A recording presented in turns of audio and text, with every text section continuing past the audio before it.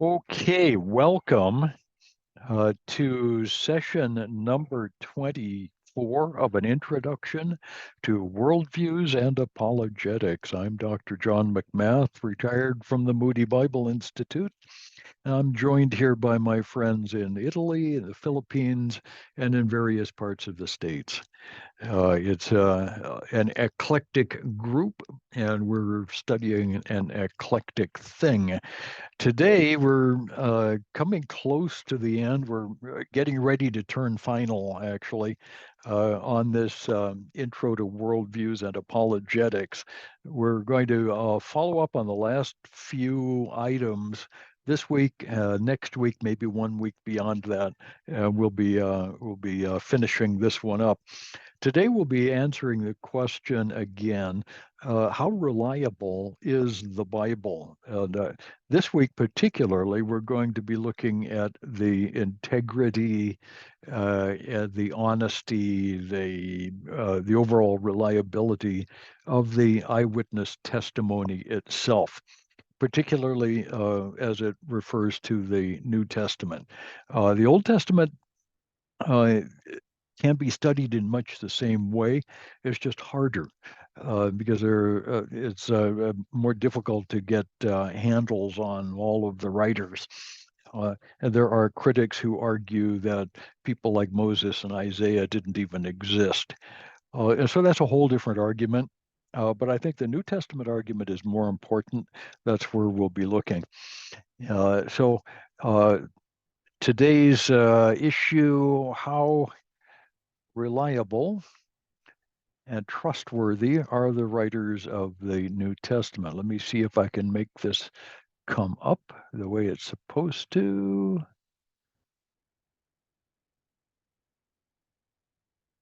Let's see if it'll come up here. Share, share, share, share. And there it goes, finally. So, how trustworthy are the writers of the New Testament? We'll look at their integrity. First of all, do we know who these people are? How many of them are there? Questions like that. So, when we talk about the eyewitnesses to the events of the New Testament, that is, life of Christ and the planting of the young church at a historical level, we're going to ask about whether or not there was more than one witness. The problem with some religious experiences is that there's only the one witness, and you either trust them or you don't. And uh, speaking of witnesses, I've got a cat on my lap at the moment, so that's going to hamper me a bit. Let's see if I can show him to you. Okay, there's a kitty. Okay, great big cat. We'll let the cat do my talking today.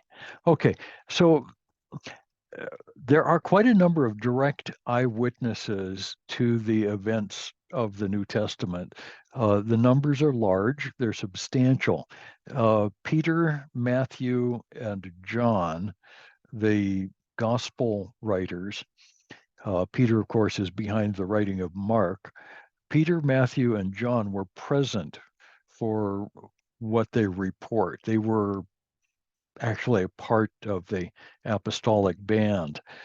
Paul and Luke uh, used large numbers of written and oral accounts of eyewitnesses. And so they're summarizing and reporting what was seen by others. This could be considered the historian's take on the primary sources themselves. So the number here is large. It's quite diverse. There's a lot of different sorts of people, kinds of ways of reporting, and yet we get essentially the same message.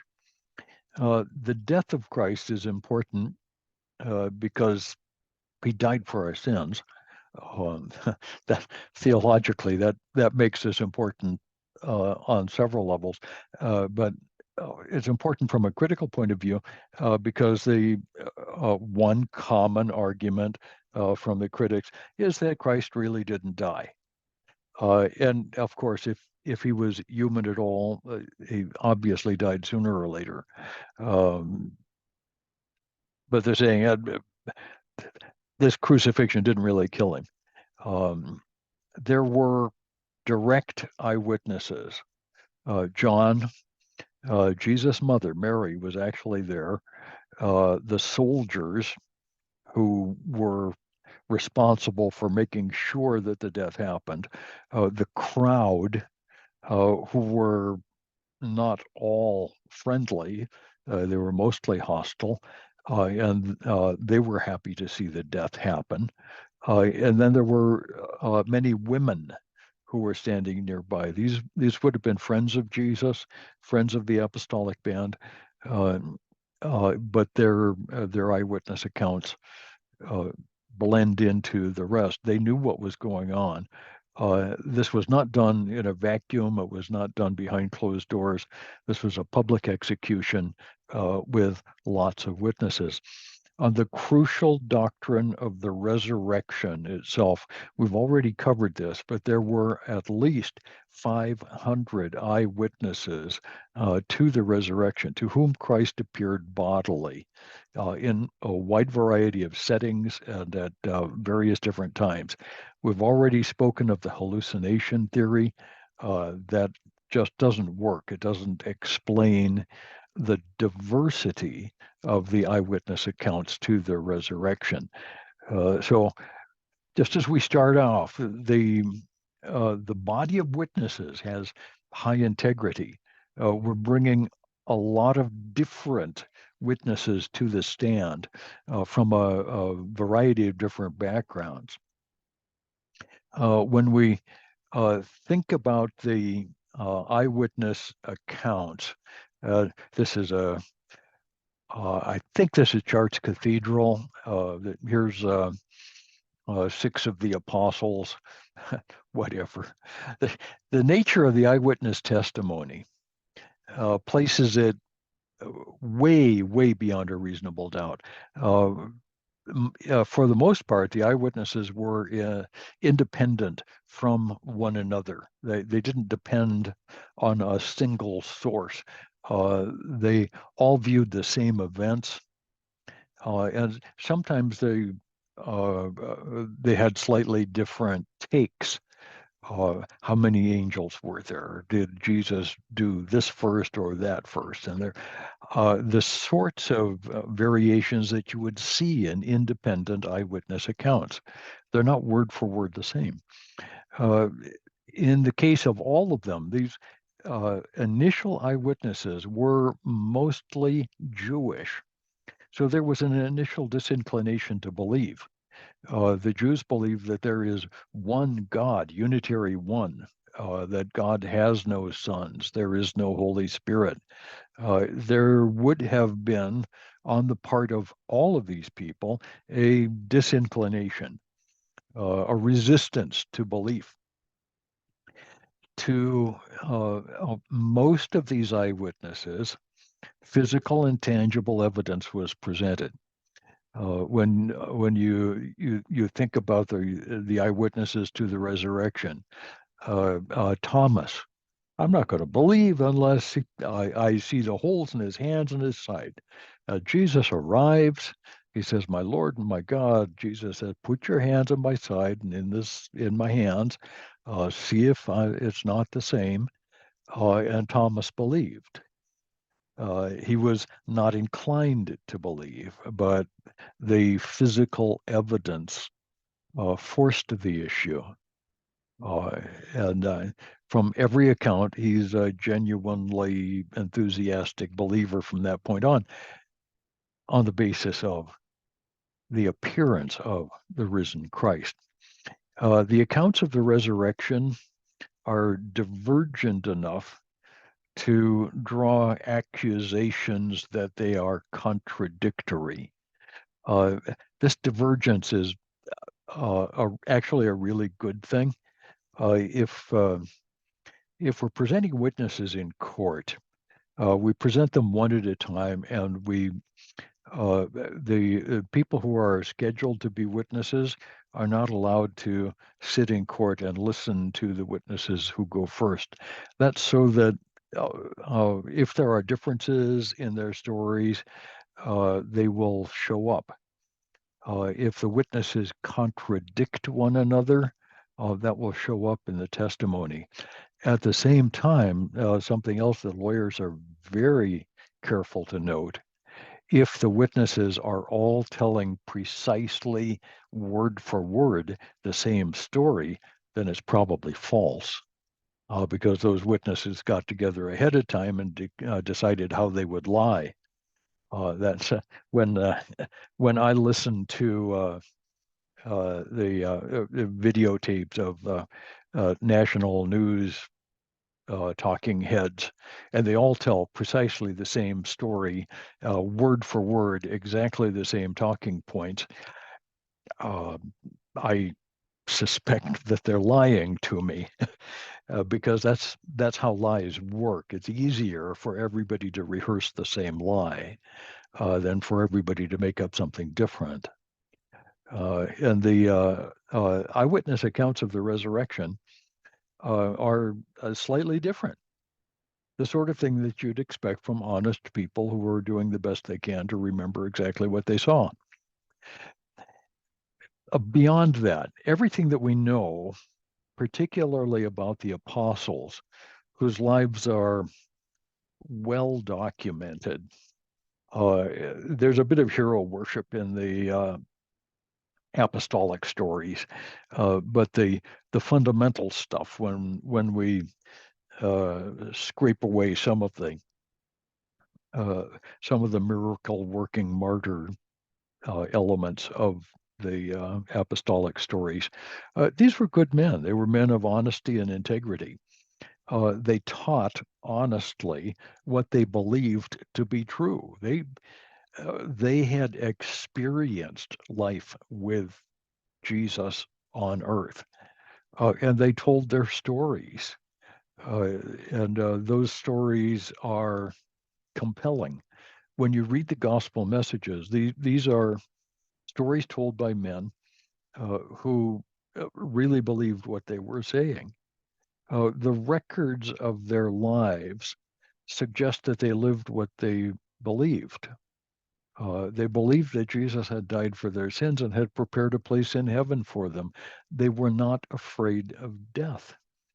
They didn't fear men. They didn't fear imprisonment. And they didn't fear death. They went to their deaths, um, if not happily, at least with the knowledge that something better was waiting. Uh, Almost all of the apostles were martyrs. If the apostles had, in fact, agreed together to a monstrous lie, how likely is it that all of them would have gone to their deaths telling the same lie? It just doesn't work. And this is true of many other lesser leaders. For the first 3 centuries, most of the leaders of the church were martyrs. I can show you pictures from uh, real old churches where there'll be the pictures of the early leaders of the church, the ones with halos, like all of these guys in this picture. The ones with halos are the martyrs. The early church was full of martyrs. If these people knew that what they were teaching was in fact a lie, they would not have carried it so far. Somebody somewhere along the line would have broken. The reality is, under torture and the threat of death, everybody breaks. You finally give in and you tell the truth, whatever it is. The apostles and others with them continued to the end telling the truth. And that's what we have in the Gospels. How sane were the witnesses to the life, death, resurrection of Christ? Uh, I would argue that it's quite unlikely that the eyewitnesses were either deluded or hallucinating. hallucination is just an impossibility. The notion that a bunch of hard-headed fishermen would be hallucinating about a Messiah walking down the shore. Okay, that's kind of strange. Um, we've looked at this question under the evidence for the resurrection.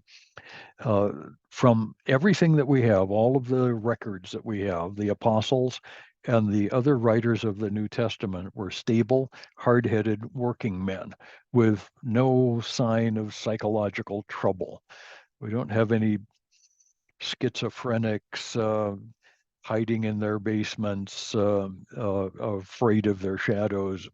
We've got just hard-headed working guys who saw what they saw and told their stories.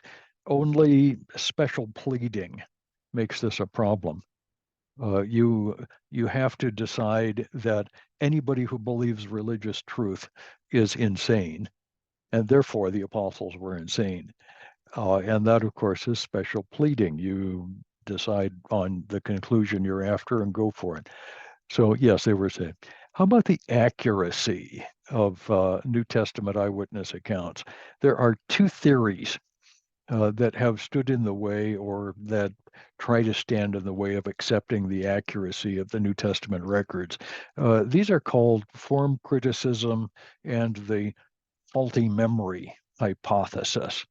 So we'll spend a little bit of time talking about these things. Form criticism is interesting because in some ways it can be a useful tool.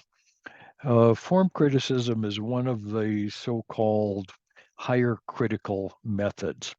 It's pursued mostly by non-believing scholars to attempt to undermine the confidence in the Bible. That's, as far as I can tell, that's the point of it. If you don't believe the Bible is the Word of God, why do you study it? And what all of these guys attempt to do is to force Christians who are actual believers to give up their faith in the Bible. I'm not impressed by that particular project. Christian scholars, anyone pursuing a master's or doctoral degree, uh, end up spending a great deal of time and energy understanding and critiquing these various critical positions. And frankly, I've always grudged the time that I had to use studying the various critical methods because it's not fruitful. It's just not a useful way to waste time. I can waste time other ways. I could go out and shovel snow and accomplish more than studying, for example, Rudolf Bultmann. Form critics argue that the life and teachings of Christ have been obscured by the religious needs of the early church. So the early church needed a story about a Messiah who was born in Bethlehem and lived a good life and did miracles, died and was resurrected. They needed that story. And of course, nothing like that had ever really actually happened. So the oral traditions about Jesus were formed into stories and woven into a continuous narrative by means of editorial summaries that had no historical value. In accordance with the life setting of the early church. So this early church during the second and third centuries, as it was growing and developing, decided it needed stories about a Messiah. And they invented stories about a Jesus character who was just a regular guy, maybe a religious leader of some sort, and they made up stories about him. Uh, According to the most radical of these folks, when the stories are demythologized, that is, if you take out all of the elements of the New Testament story that claims that Jesus is the Son of God or that Jesus is the Messiah. All that remains is the bare fact that an unusual man named Jesus of Nazareth lived in the early first century. And that's the position held by Rudolf Bultmann, a German scholar of the early 20th century. Actually, a really brilliant guy. But he believed that any stories about the gods or about God are necessarily mythology. They're not, they can't be true. And so anybody who tells a story like that is utterly lying to you. Okay. So as far as Bultmann was concerned, even the words that Jesus might have said at the time are completely lost. We know nothing about him. There may have been an unusual man named Jesus who lived in that century. Certainly, I have to agree, the early church had needs and wants that were answered by the writing of the New Testament. But that's not the point that the critics are making. They argue that the church developed independently of the truth about Jesus, and only much later added the lies about his deity and resurrection in order to add authority to the message. I hear that argument. Well, actually, I read that argument regularly in online conversations with people. This is the majority opinion in the non-Christian world that has any acquaintance at all with biblical studies. So we do have to answer those questions. So here are the arguments against the critical position of form criticism. One, it minimizes the role of the apostles and other eyewitnesses. The fact of the matter is we have many hundreds of actual eyewitness accounts. These people are who they claim to be. We can place them historically, geographically. The gospel accounts are not made up in the moment. The textual critical arguments place the actual physical documents of the New Testament in the first century, not in the second or third. Form criticism just doesn't work. The apostles and the other eyewitnesses were still alive as the New Testament developed. Secondly, it's unlikely that the early church wasn't interested in the historical and biographical details. So it's very unlikely that the early church didn't care where Jesus was born. That they didn't bother to make a note of the location of his birth. Why wouldn't they? Or that they didn't care about what Mary had to say about the early life of Christ. Of course they did. It's just wrong to say that the early church didn't care. Thirdly, form criticism neglects Luke's prologue. Luke's prologue to the gospel is important in that he notes that there are many other um, attempts or uh, exercises of writing down a history of all of the things that have so recently transpired among us. That's a fairly important thing to say. Paul notes that there was, in fact, a strong interest in the historicity of the events of the life of Christ and of the planting of the young church. Fourthly, there's no explanation as to why the details of the life of Christ are remembered. In a form critical approach, there's no good reason why any of the details would be remembered. All you need is the theology. Fifthly, the necessary time for legend formation is not available. I mean, we're talking 20 or 30 years the eyewitnesses are still alive. History doesn't become legend, and legend doesn't become myth for a long, long time. We're talking many, many centuries. This all happened very, very quickly. When you read the Gospels, they are vastly different from folklore or myth. Read stories like Beowulf from the Middle Ages.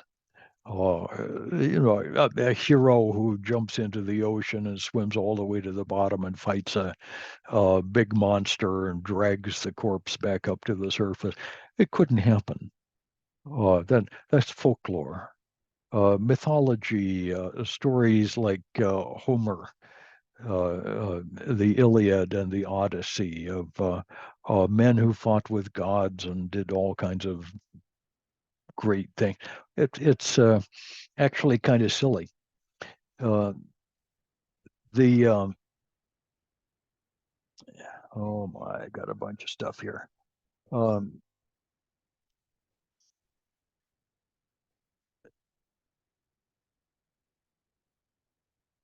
the fanciful tales of Jesus that we see later on, the Gnostic Gospels, the apocryphal Gospels, uh, do go in for folklore and myth, and the early church never accepted those. These mixtures of Greek dualism and Gnosticism were never accepted. Form criticism fails to refute the main arguments of first century eyewitness accounts and substantial historical evidence. It should be consigned to the dustbin. Uh, if uh, if you're ever confronted with somebody who says, "Oh, well, the form critics have demonstrated," no, they haven't. They shouldn't be studied as anything more than a historical oddity. People who are trying to reconstruct the historical Jesus and yet ignore the eyewitness accounts of his life, death, and resurrection are kidding themselves, and they're selling all of us a bill of goods. We have no need to pay attention to them. Okay, the faulty memory hypothesis. Yeah, welcome to the fuzzy memories retirement home, which is where I probably belong one of these days. This is a school of thought that grants that the New Testament was written early, but argues that the writers depended on fuzzy recollections of the events and the words in question.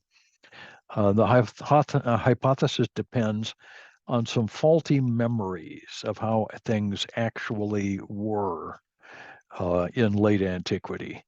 Uh, the, um, the fact is that people in the ancient world didn't have cell phones to record everything and little tape recorders to make memos. They depended on their memories, and there were a lot of people with very, very good memories. The hypothesis underestimates the importance of memory in ancient times. The miraculous events of Christ's ministry uh, uh, over 3 years left a much stronger impression than critics assume. There were a lot of eyewitnesses who heard him say these things, and there are likely sources outside of the Gospels for the actual sayings of Christ. John mentions that uh, uh, if everything that Jesus did and said were to be written down, all the books ever written would not contain them. John appears to know that there are more than what we actually have. So people had a memory of the events of the ministry of Christ. There were numerous eyewitnesses around who could correct any false stories that developed. And this was true for a good long time perhaps toward the end of the first century. Most of those were dead, but before that time, while the New Testament was actually developing, while they were in their first circulation, the eyewitnesses could have corrected false stories. The critics forget that there were many written records. Luke 1, the prologue, uh, the uh, again, many have taken pen to papyrus and written an account of the things that have happened among us. Uh, so it didn't all depend on oral memory. It was there was written records. And then the critics forget that Jesus promised to lead the apostles into all the truth. John 14. I'm going away, but the Holy Spirit will come and he will guide you into all of the truths. This is a very, very important promise. And of course, the critics forget this because they don't believe in God. They don't believe in the Holy Spirit. They don't believe in anything supernatural. So we must be able to throw it all out. But we can't throw that all out because it's true. Okay, let's think a little bit about archaeology. Next week, we're going to spend quite a bit of time with archaeology, but I want to spend a bit of time right now thinking about how the archaeological and secular testimony support the accuracy of the New Testament. Character by the name of D.J. Wiseman, a great name for an Old Testament scholar. Uh, and he's one of the better writers in Old Testament history and archaeology. He says the geography of Bible lands and visible remains of antiquity were gradually recorded until today. More than 25,000 sites within the region and dating to Old Testament times have been located. Okay, that's just for the Old Testament. What you see here in this picture is in the New Testament. This is the location of Corinth, the great city of Corinth. And that's the Acrocorinth, where there was a temple of Aphrodite. And this is the main street going through the middle, where the main temples where meat was sacrificed to idols happens. Off on the right, there's a location where we think it's probable the Corinth synagogue was located. All of this is reported in Paul's letters. But nobody argues that Corinth didn't exist or should be looked for elsewhere. This is obviously Corinth. And again, 25,000 sites, both in the Old and New Testament, a lot of places. Okay, secular history. Josephus is just one, but fairly important. Lived around 37 to 100 AD, and so he was just after the time of Christ. His work contains numerous references to people and events familiar to readers of the Bible. This whole study, secular history, is kind of a subset of archaeology. As these old historians were actually there. They had access to primary sources that no longer exist, and their work is considered uh, definitely worth consulting. Now, Josephus is not the Bible, and some of the things that he says are disputed, and that's fair. We ought to recognize what is happening there. So just Josephus was a historian, uh, and he writes about the wars of Israel, the destruction of Jerusalem. A lot of cool stuff. There are two passages in Josephus' Antiquities of the Jews that refer to Christ. There's a fairly short one and a somewhat longer one. The short one is undoubtedly authentic. He just mentions that Christ was put to death under the Romans. The longer passage seems to have been influenced by a later Christian scribe. We're not sure of that, but that longer one is disputed. Does Josephus mention Christ indisputably? Yes, he does. Did he indisputably say that Jesus is the Messiah? Well, we probably shouldn't go that far, but it's possible. Josephus is an interesting character in a whole bunch of ways. We've got a bunch of Roman historians. Tacitus is one of the greatest because he wrote an awful lot of stuff. Died in 117 A.D. He wrote of Nero's attempt to divert attention for his guilt in the burning of Rome and trying to accuse the Christians of what he'd done. And in his description of that event, he has this little short passage. The Christians, who are hated for their enormities, Christus, the founder of the name, was put to death by Pontius Pilate, procurator of Judea, in the reign of Tiberius. Okay, well, that's just a little bit of history. And Tacitus was obviously not a Christian and didn't care much for Christians. Uh, and he speaks about their persecution under Nero. There's no reason to doubt that the Christians were in Rome and that they worshipped one Christus, the founder of the name. Interesting passage.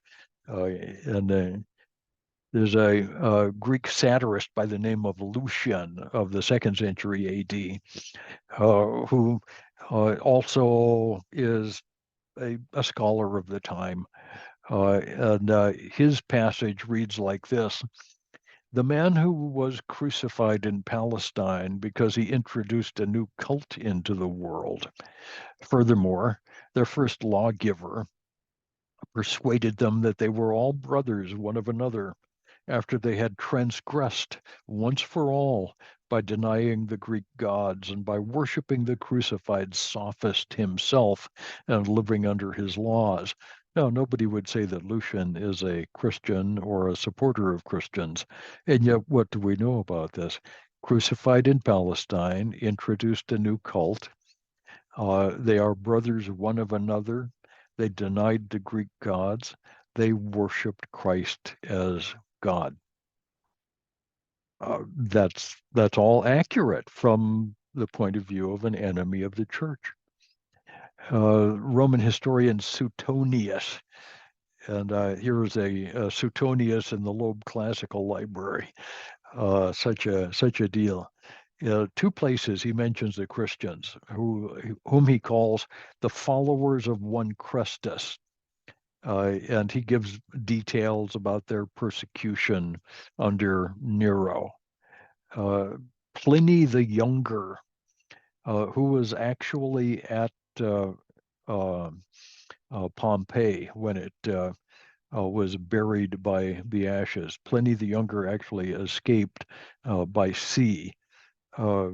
Most people did not, but some were able to find space on boats, and Pliny the Younger was among them. And his passage says this. They, the Christians, were in the habit of meeting on a certain fixed day before it was light, when they sang in alternate verse a hymn to Christ as to a God, and bound themselves in solid oath not to do any wicked thing, and never to deny the truth when they should be called upon to deliver it up. In other passages in Pliny the Younger, he apparently has a certain respect for these Christians. He didn't quite know what to do with them. In some places, he wonders how many of them he has to kill in the persecutions in order to satisfy the emperor. Um, Interesting stuff, interesting times. The church was definitely there. We have a historian from the Samaritan community by the name of Thales, who worked around 52 AD. And he's famous for trying to explain the darkness that accompanied the crucifixion as an eclipse. An eclipse of the sun happens when the moon it gets in the way of the eclipse or of the sun, and that can only happen, obviously, when the moon is new, when there's no visible moon. If the moon is full, as at the time of Passover, an eclipse is impossible because the moon is full because the sun is shining on it. That's just the way that works. Um, so it couldn't possibly have happened. But it's interesting that Thales, within 20 years of the crucifixion, is trying to explain away the darkness accompanying the crucifixion. This really happened. And this is very likely the oldest non-Christian comment on the crucifixion of Christ. I mean, what more do the critics actually need? I mean, these things happen. Even the Babylonian Talmud, it was not put into its final form until 500 AD, but has passages that are very much older than that. In a passage called Sanhedrin 53a, reads like this. On the eve of the Passover, they hanged Yeshu of Nazareth, and the herald went before him for 40 days, saying, Yeshu of Nazareth is going to be stoned, and that he hath practiced sorcery, and beguiled and led away Israel. Let everyone, knowing aught in his defense, come and plead for him. But they found naught in his defense, and hanged him on the eve of Passover. Okay, that's in the Talmud. So you notice a number of things. They've got his name right, the location that he came from, the time of the crucifixion, the eve of the Passover. He practiced sorcery and beguiled and led away Israel. He was obviously a great leader, and many in Israel followed him. Uh, uh, they hanged him on the eve of Passover. They've got they've got it all right. They hate him for it, but they've got it all right. Uh, what do we have here when we put it all together? If you look at all of the all of the undisputed ancient historical documents right around the time of Christ, we find that Jesus was crucified by Pilate at Passover time. He was believed by his disciples to have been raised from the dead. That Jewish leaders accused Christ of sorcery and believed he was born of adultery. 4, the Judean sect of Christianity could not be contained. It spread even to Rome. Nero and other Roman rulers bitterly persecuted and martyred the early Christians.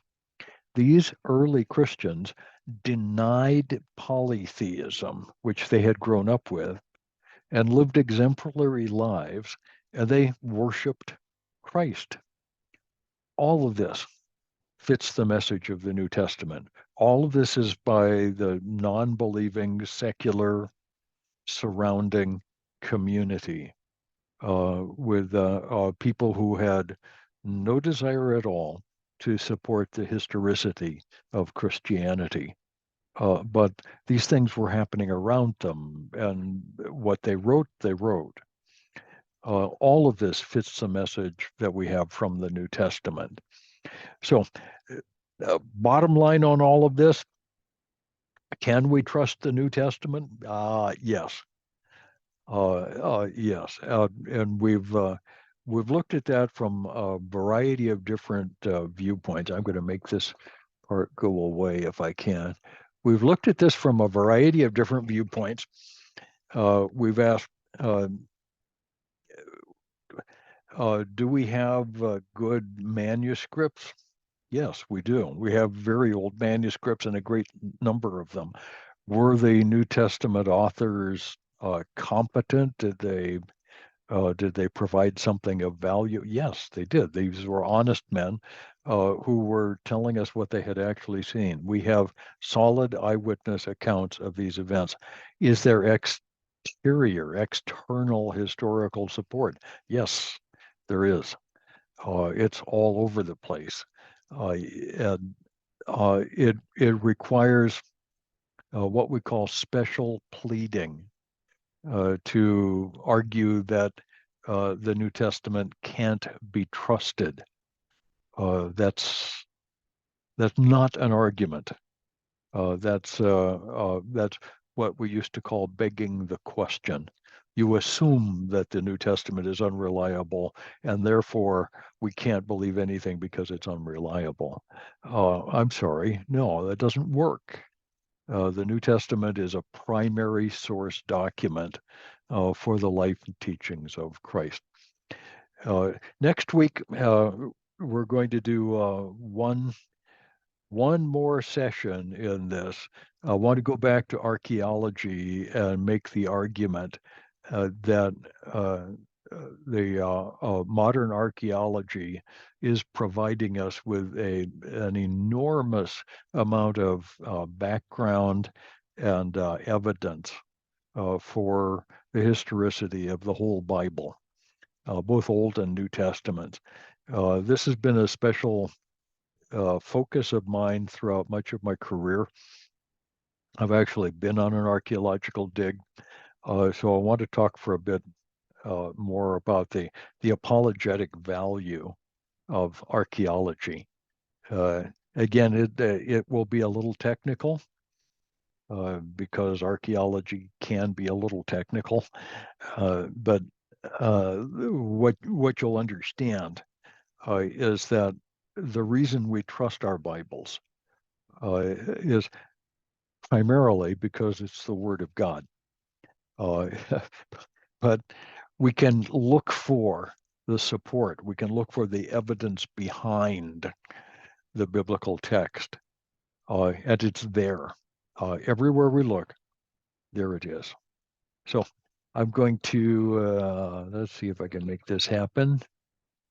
Where's my thing? There we go.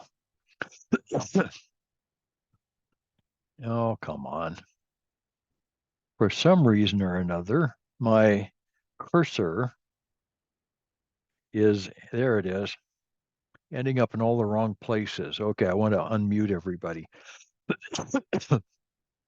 All right. We'll see you next week. Thank you, everybody, for coming. It's always a pleasure. And Don, if you can manage to check in at an actual Christian hour of the day, that would be a pleasure. Yeah. Yes. And Oscar, I'll look forward to hearing from you as well. I've been looking at airplane tickets to the Philippines, looking at Clark Field primarily. But I guess I'll have to look at a direct flight from San Francisco to Manila, see if that gives me any better connections. But anyway, God bless everybody. Love y'all. All right, thanks. Ciao, ciao. Ciao. Ciao a tutti. Ciao, Dr. John. Grazie. Ciao. Bye-bye, guys. Grazie. Grazie, grazie. Thank you so much.